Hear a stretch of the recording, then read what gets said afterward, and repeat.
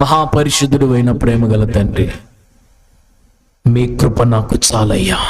ఏ శ్రమలో అయినా, ఏ శోధనలో అయినా, ఎలాంటి పరిస్థితులు గుండా నేను వెళ్తున్నా చాలిన నీ కృప నాకు దయచేయమని వేడుకొనుచున్నానయ్యా.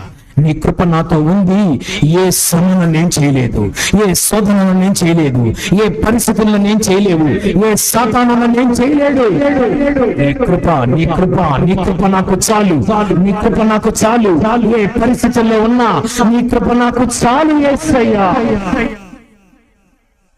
నీ కృపతో నన్ను నింపయ్యా. నీ కృపను పంపయ్యా. నీ కృపతో నన్ను ఆవరించయ్యా. నీ కృపతో నన్ను బలపరచయ్యా. నీ కృపతో నన్ను నడిపించయ్యా.